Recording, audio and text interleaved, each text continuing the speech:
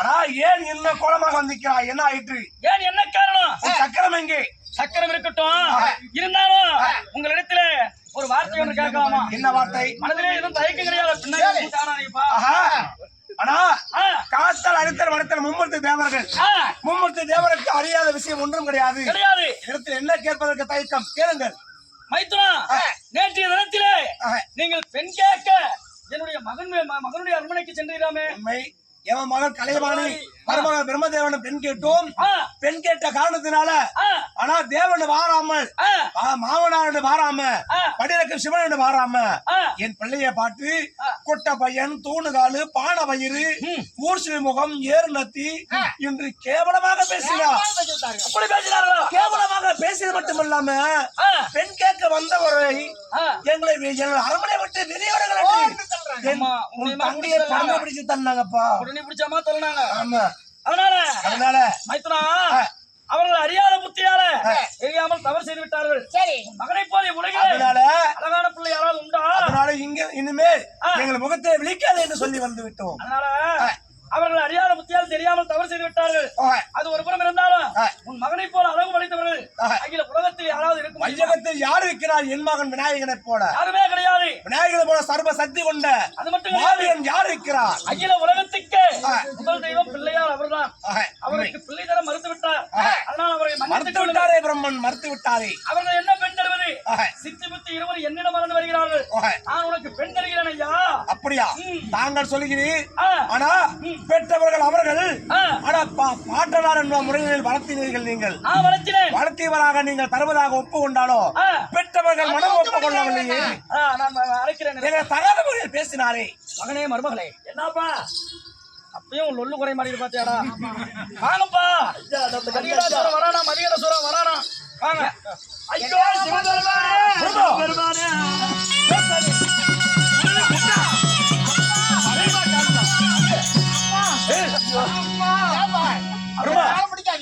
அறியாத பத்தியால் தெரியாதவர் எப்படியாச்சும் அந்த கடாயிட்டு இருந்து அதை மதியடாகிட்டு இருந்து கலைவாணி எழுந்துருங்க, எழுந்துருங்க. எங்க வந்து அறியாத புத்தியால தெரியாத தவறு செய்து விட்டோம். எங்களை மன்னியுங்கள். எங்க வந்து எந்த முகத்தோட என்னை காண வந்தாய்? பிரம்மா, என்னையும் எங்கள் பிள்ளையின் கேவலமாக பேசினீரே.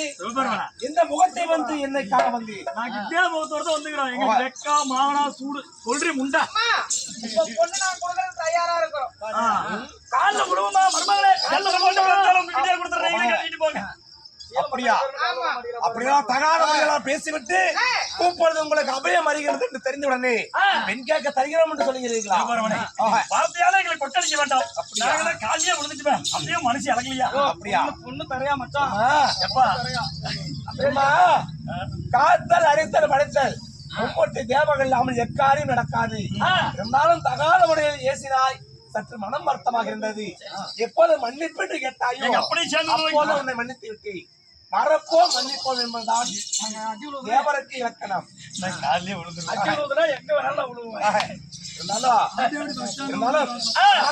ஒன்று கூடி வந்த விஷயம் நோக்கம் என்ன? அதனால மைத்துனா பெண் தருவதற்கு நாங்கள் தயாராகி விட்டோம். திருமணத்திற்கு உங்க பிள்ளையும் தயாராக இருக்கிறார். ஆனால் ஒன்று, திருமணம் நடக்கும் என்பதாக சகல 33 கோடி தேவர்கள் என்னாறு ரிஷிமார்கள் காத்தல் அழித்தல் படைத்தல் அனைத்து தேவர்களையும் சிறைபிடித்து விட்டான் அசுரனாகப்பட்டவன். அவனை எப்படியாவது கொல்ல வேண்டும். சரி, மதிகடாசுரனை கொல்ல வேண்டும். மதிகடாசுரனை எப்படி வரவாங்கணுமே? எப்படி? மனிதன் கையால் அழிவு கிடையாது, மிருகத்தை கையால் அழிவு கிடையாது, சகல தேவனுடைய கரங்களால் அழிவு கிடையாது. அப்படி வரத்தை பெற்று விட்டான். அவனை கொல்வதற்கு உன்னுடைய மகனால் மட்டும்தான் முடியும். அப்படின்னா அகமானம் செய்து மட்டும் என் மகன் விநாயகர் அகமானம் செய்து விட்டார். ஆனால் நாங்கள் ஒப்புக்கொண்டாலும் என் மகன் ஏற்றுக்கொள்ள வேண்டுமே. அழைத்து கேளுங்களப்பா. அப்படியா? மகனே கணேசா, மகனே கணேசா,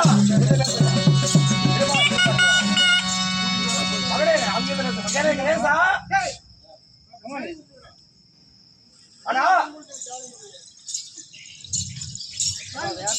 அடா மைத்ரா, அதாவது தாய் தந்தை எப்போது மன்னித்தீர்களோ நானும் மன்னிக்கின்றேன். இருந்தாலும் மகளை தருகி பெண் தருகிறேன் என்று சொன்னா மட்டும் நான் செய்த நினைக்கிறேன் என்று கேட்டா இருந்தாலும் இருக்கட்டும். பெண்ணை அழைத்து உங்கள் மகளை அழைத்து வாருங்கள். வாருங்கள். கேளுங்கள் சகோதரர்களே, விதமாகத்தானே அதாவது பிரம்மாவுடைய மகளாக இருக்கக்கூடிய புத்தி வருகின்ற விதம் காண்க.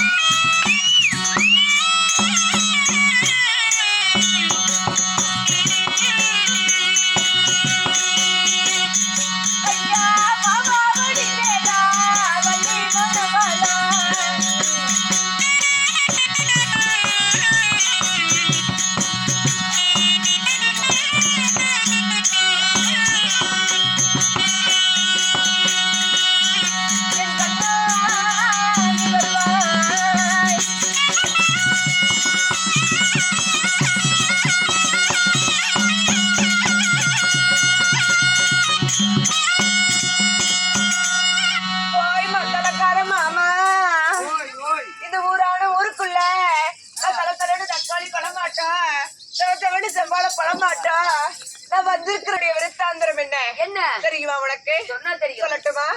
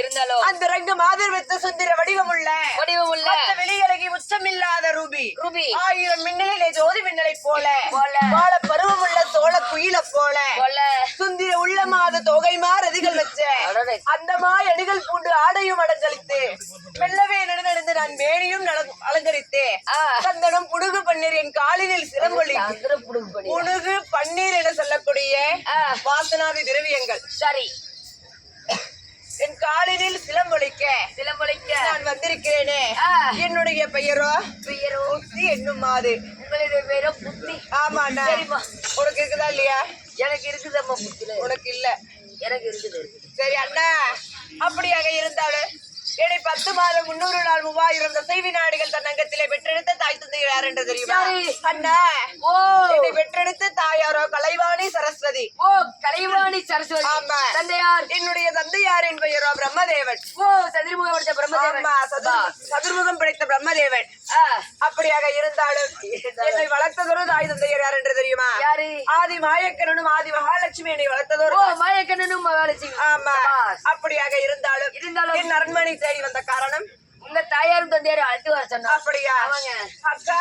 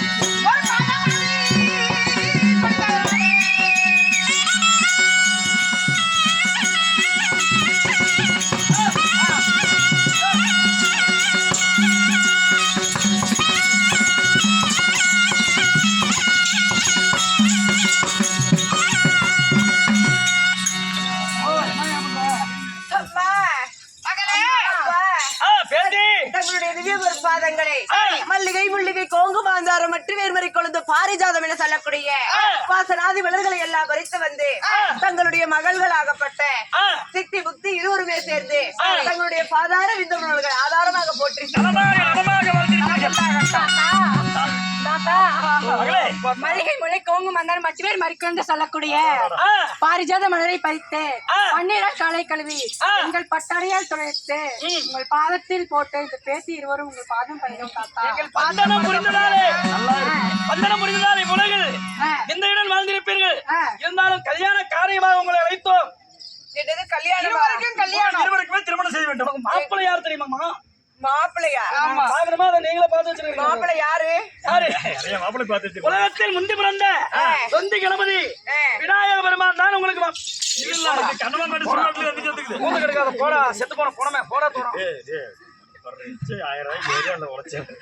அதனால உலகத்தில் முந்தி பிறந்த சொந்தி கணபதி தான் உங்க மாப்பிள்ளை.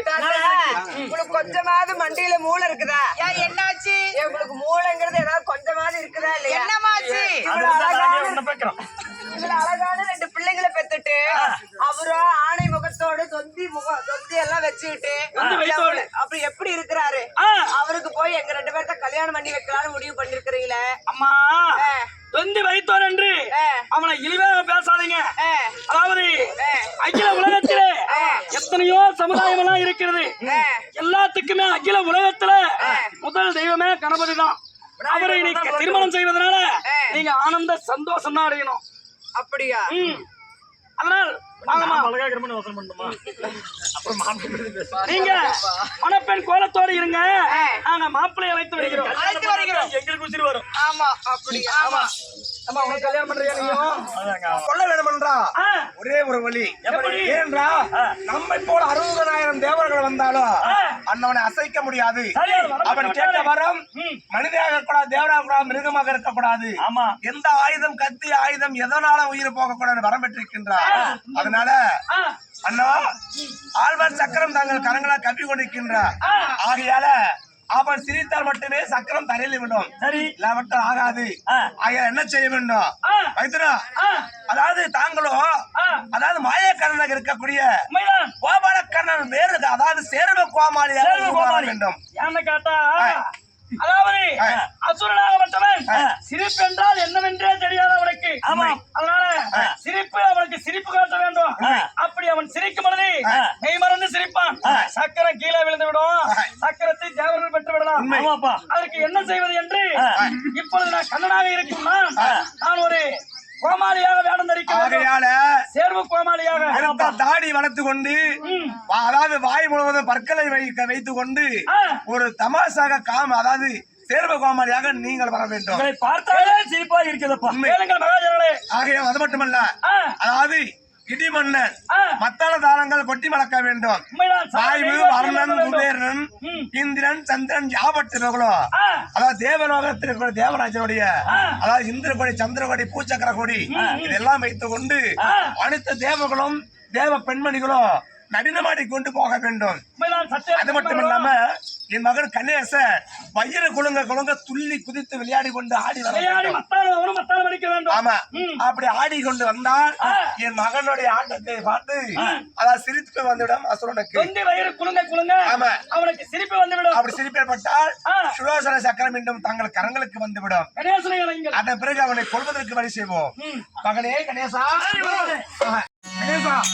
இப்பொழுது அந்த மதிகராசோனை கொள்வதற்காக அனைத்து தேவன் ஒன்று கூடி இதோ கண்ணன் மயக்கண்ணன் சேர்வு கோமாளி உருவம் கட்டி தான் வயிறு குலுங்க ஆடி பாடி பலம் வர வேண்டும். அதன் பிறகு அந்த அசுரனை கொண்டு விட்டு திருமணத்துக்கு ஒப்பு கொண்டு விட்டார்கள். பயப்படாதே. ஆமா, எல்லாம் தெரிந்து கொண்டு விளையாட்டாக ஆடி போகும். ஆகட்டும் ஆகட்டும்.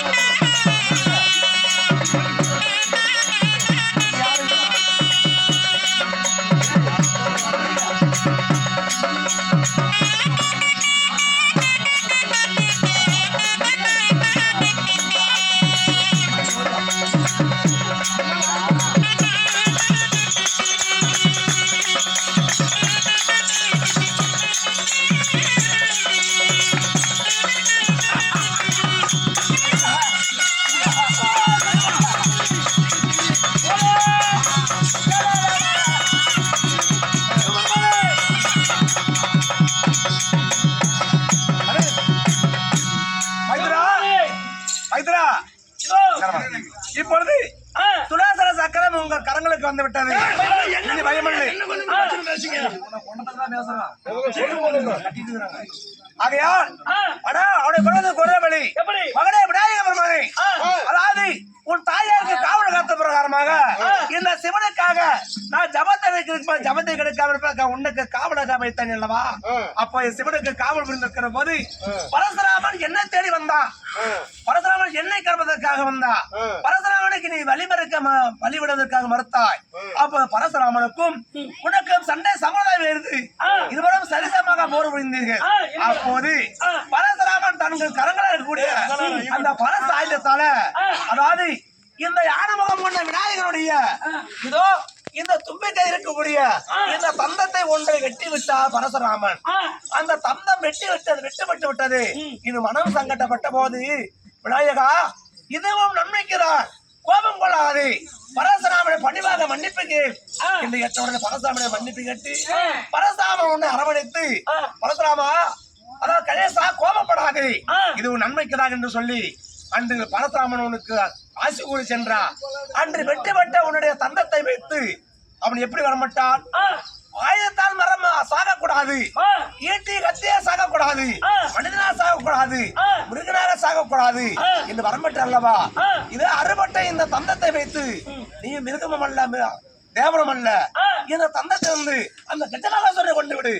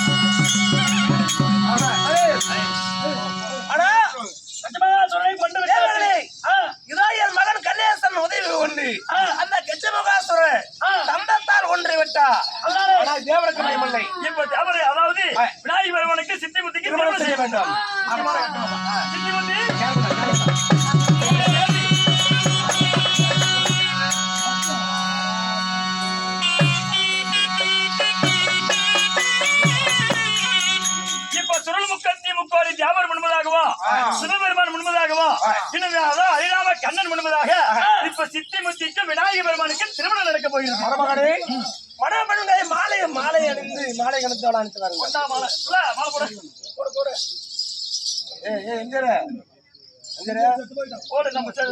நம்ம பிள்ளைங்க போகுது, நம்மளை பிடிச்ச பேட ஒலியுது. விநாயகர் பெருமானே விநாயகர் மாலை நான் மாமனார்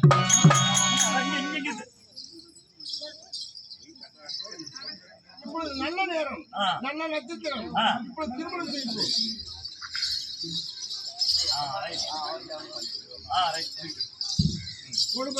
முன்னாடி வாங்க.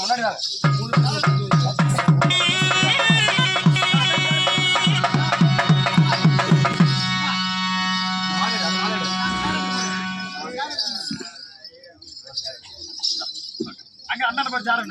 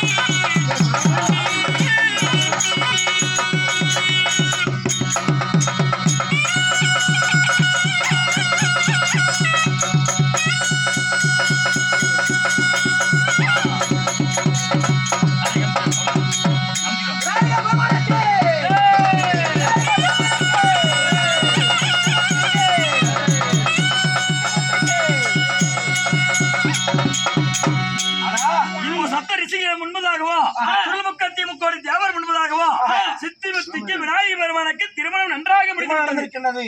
ஆகையால இதோ தங்களால் முடிந்தவரை நமது ஊரிலே விநாயகரை முதல்